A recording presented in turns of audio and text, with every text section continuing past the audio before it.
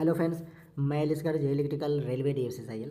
तो बहुत सारा क्वेरी आ रहा था कि अभी जो यहाँ पे सेंट्रल गवर्नमेंट में जो लागू हुआ है आपका 8 पेड कमीशन, अभी 8 पेड कमीशन का गठन हुआ है, अभी लागू होगा बाद में। तो ये बहुत सारा मैसेज आ रहा है कि हाँ DFCCIL में भी ये ऐसा लागू होता है, इसका बेसिक बढ़ता है कि नहीं बढ़ता है। तो इस वीडियो में हम बात करेंगे। इससे पहले आप हमारे चैनल पर नए हैं तो चैनल को सब्सक्राइब कर लीजिएगा, वीडियो को लाइक कर दीजिएगा, शेयर कर दीजिएगा। तो यहाँ पे जितना भी PSO होता है, आप यहाँ पे एक सेंट्रल गवर्नमेंट होता है, एक PSO होता है। जो PSO है यहाँ पे DFCCIL क्या है, एक सेंट्रल गवर्नमेंट का PSO है। जो एक स्टेट गवर्नमेंट का PSO होता है, सेंट्रल गवर्नमेंट का PSO होता है। तो जैसे यहाँ पे DFC है, उसी तरह से सेल है, गेल है, बेल है, मेट्रो, ये सारा चीज़ जो भी आता है वो सेंट्रल गवर्नमेंट के अंतर्गत जो भी PSO है उसका एक अलग रूल चलता है। तो यहाँ पे बेसिक सबका इंक्रीमेंट होता है, यहाँ भी इंक्रीमेंट होगा, लेकिन इसका अलग रूल से इंक्रीमेंट होता है। तो यहाँ पे सबसे पहले सेंट्रल में लागू होता है। जैसे सेंट्रल का जो DA होता है वो आपका 2 बार बढ़ेगा साल में, लेकिन यहाँ पे जो PSO का DA होता है, जैसे DFC का DA है, तो ये हमें 4 मंथ पे आपको देखने को मिलेगा, यानी 3 मंथ पे आपका इंक्रीमेंट हो जाएगा। तो लगभग एक साल में 4 बार यहाँ पे, एक साल में 4 टाइम यहाँ पे DFC का DA इंक्रीज होगा, जबकि सेंट्रल का यहाँ पे 2 टाइम इंक्रीमेंट होता है। तो थोड़ा सा DA जो होता है वो PSO का पीछे रहता है सेंट्रल गवर्नमेंट से, बाकी बढ़ता है इसमें भी। तो ये DFCL भी एक प्रकार का यहाँ पे रेलवे का PSO है, जो कि सेंट्रल गवर्नमेंट के अंतर्गत आता है, सेंट्रल गवर्नमेंट का PSO है। तो इसमें हम देखेंगे, इसमें बात करेंगे इसमें कि पिछले बार जब 2016 में यहाँ पे कमीशन आया था, 7th पे कमीशन, तो उसमें DFC का कितना यहाँ पे बढ़ा था। तो ऑफिशियल नोटिस हम बात करेंगे। तो इसमें देख सकते हैं, सबसे पहले यहाँ पे आपका जो जिस तरीके से यहाँ पे सेंट्रल गवर्नमेंट में आपका 7th पे कमीशन से 8th पे कमीशन हुआ है, उसी तरीके से यहाँ पे जो PSO होता है, PSO में एक अगला रिवीजन, अपना रिवीजन चलता है। जैसे यहाँ पे देख सकते हैं, ये सेकंड PRC जो 2016 के बाद जो 17 में जो लागू हुआ था वो सेकंड PRC था। PRC चलता है यहाँ पे आपका PSO में। PRC का मतलब होता है पे रिवीजन कमीशन, यानी इसका अलग एक रूल चलता है जो पे रिवीजन कमीशन है, जो सेंट्रल गवर्नमेंट लागू करती है, उसी के यहाँ पे उसके बेस पे यहाँ पे PSO अपना अलग रिवीजन करती है। तो वही यहाँ पे पे रिवीजन कमीशन है। तो 2017 में यहाँ पे लागू हुआ था, जो 2017 में 1/1/2017 को देख सकते हैं, यहाँ पे पे रिवीजन कमीशन आया था, जो कि थर्ड PRC है यहाँ पे। अब जो आएगा जो भी 2027 या 26 में जो भी लागू होगा, जब लागू होगा तो ये लागू होगा आपका फोर्थ, यहाँ पे आ जाएगा फोर्थ पे रिवीजन कमीशन आ जाएगा। तो उसके अकॉर्डिंग बेसिक इंक्रीमेंट होगा। बाकी अभी देखेंगे कि कितना इंक्रीमेंट हो सकता है। तो यहाँ पे देख लीजिए, जब 2016-17 में यहाँ पे थर्ड PRC आया था यहाँ पे PSO का, तो इसमें देखिए कितना ज़्यादा इंक्रीमेंट हुआ था यहाँ पे। ये जो इंक्रीमेंट होता है वो बेसिक DA पे डिसाइड करता है, जितना आपका DA ज़्यादा रहेगा उस पर डिसाइड करता है। तो पिछले बार जो DA था यहाँ पे नीचे दिया गया है, तो जो DA था पिछले बार वो लगभग 119.5% DA चला गया था।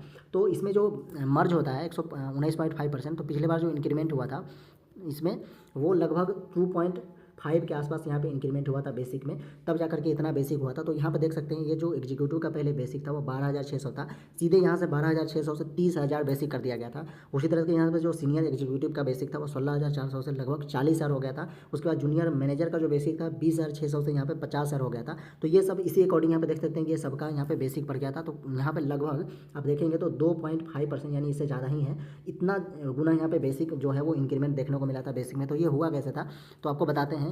जो DFC में पहले DA था वो 119.5% DA पहुंच गया था। उसके बाद क्या हुआ था, यहाँ पे 119.5, तो जो यहाँ पे मर्ज होता है वो आप देख सकते हैं कि 119.5% DA चला गया था। तो ये जो DA होता है अपने आप में 100% होता है, तो 100% यहाँ पे मान लेंगे। उसके बाद ये 119.5% यहाँ पे हो गया, तो ये हो गया 219.5%। और जो गवर्नमेंट इसमें ऐड करती है, जैसे फिटमेंट एक फैक्टर होता है, ये गवर्नमेंट यही फिटमेंट जो फैक्टर होता है, इसी को डिसाइड करने के लिए यहाँ पे कमेटी का गठन होता है फिटमेंट फैक्टर का।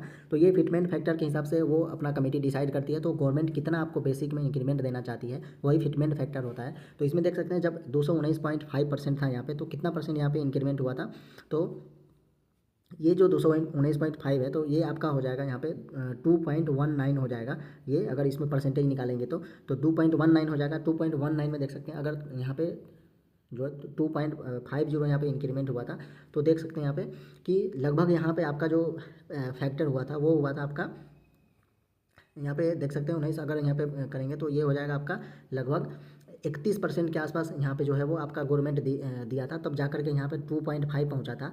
तो 2.5 यहाँ पे जब इंक्रीमेंट हुआ था, यानी पिछले बार जो गवर्नमेंट यहाँ पे जब बढ़ाई थी सैलरी, तो यहाँ पे 30% के आसपास, समझ सकते हैं कि 31% के आसपास आपका ये फिटमेंट फैक्टर जो हुआ था वो लागू हुआ था। तो इस बार जो अनुमान लगाया जा रहा है यहाँ पे, तो ये सारा उसी के अकॉर्डिंग बेसिक बढ़ करके, अब जो बेसिक था, जैसे आपका यहाँ पे 12,600 है, 12,600 का आप 2.5% यहाँ पे निकाल देंगे तो आपका लगभग यहाँ पे 30,000 के आसपास आ जाएगा।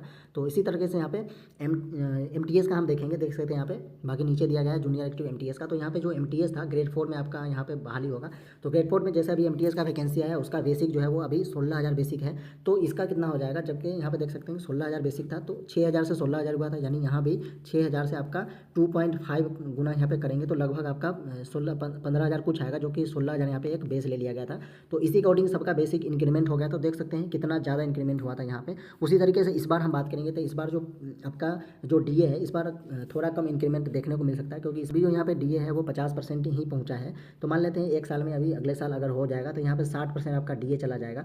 60% DA चला जाएगा तो ये अपने आप में मतलब 1.60 हो जाएगा, जो कि परसेंटेज निकालेंगे 160 का, तो 1.60 अपने आप में हो जाएगा। मान लेते हैं अगर गवर्नमेंट इसमें 40 भी ऐड करती है, जो फिटमेंट फैक्टर के हिसाब से वो अपना जब कमेटी बैठेगी तो वो डिसाइड करेगी। तो मान लेते हैं यहाँ पे आपका 2 भी हो जाएगा, यहाँ पे 2 गुना भी अगर हो जाएगा, 40 अगर गवर्नमेंट देती है और DA हमारा 60 हो जाएगा उस टाइम तक, तो 1.60, और यहाँ पे अगर 40 गवर्नमेंट देती है, अगर 40% का इंक्रीमेंट देती है, तो यहाँ पे आपका हो जाएगा, यहाँ पे लगभग आपका 2 गुना आ जाएगा। यहाँ पे जब 2 गुना आ जाएगा तो सैलरी देख सकते हैं कि आपका अगर MTS का बेसिक 16,000, यहाँ पे अगर MTS का बेसिक है तो आपका 16,000 से सीधे 2 गुना हो जाएगा, यानी 32,000 बेसिक हो जाएगा। लेकिन इसमें यह है कि जब यहाँ पे आपका जो भी जब लागू होता है, यहाँ पे जब पे कमीशन रिवाइज होता है, तो उसके बाद आपका जो DA होता है, जैसे आपका DA यहाँ पे कितना मिल रहा है, अभी 50% मिल रहा है अगर, तो उस टाइम जो DA हो जाएगा वो आपका 0 से चालू हो जाएगा। जबकि इसमें सारा चीज़ ऐड हो जाता है, जब बेसिक में ही DA ऐड कर दिया जाता है और अलग से यहाँ पे इंक्रीमेंट दिया जाता है, तो आपको यहाँ पे DA जो है वो 0% हो जाएगा। तो फिर भी यहाँ पे DFC में आपका जो 35% जो पर्क मिलता है, ये पर्क आपको मिलेगा।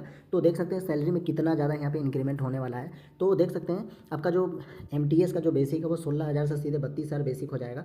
अगर जूनियर एग्जीक्यूटिव कोई पोस्ट पे ज्वाइन करते हैं तो उनका जो बेसिक है वो 25,000 अगर अभी है, तो उनका लगभग जो है वो 50,000 बेसिक यहाँ पे हो जाएगा। तो देख ही सकते हैं सैलरी में कितना ज़्यादा बढ़ोतरी होगा। तो ये बहुत सारा मैसेज आ रहा था कि इसमें बढ़ेगा कि नहीं, बाकी ये नोटिस में दिया गया है यहाँ पे कि पिछले क्या क्या है, कैसे कैसे बढ़ा था, जितना बढ़ा था, तो सभी का दिया गया है, जो कि हम आपको बता दिए हैं। बाकी यहाँ पे देख सकते हैं जो भी दिया गया है यहाँ पे कि 31/12/2016 तक जो DA था वो 119.5% यहाँ पे DA था, जो कि यहाँ पे जब थर्ड PRC आया था तो 1/1/2017 से थर्ड PRC लागू हुआ था, जिसमें सभी का बेसिक रिवाइज हो गया था।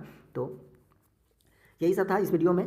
जब भी थर्ड पे यहाँ पे कमीशन आपका फोर्थ रिवीजन कमीशन आएगा, जैसे ही वैसे ही यहाँ पे आपका जो भी है, बाकी यहाँ पे ये HRA के बारे में दिया गया है, जो कि अभी HRA जो 50% हो जाने पे 10, 20 और 30% का HRA मिलने लगेगा। तो ये सारा चीज़ दिया गया है, जो कि बास्केट अलाउंस है, DFC का बहुत सारा जो भी फैसिलिटी है उसके बारे में दिया गया है यहाँ पे।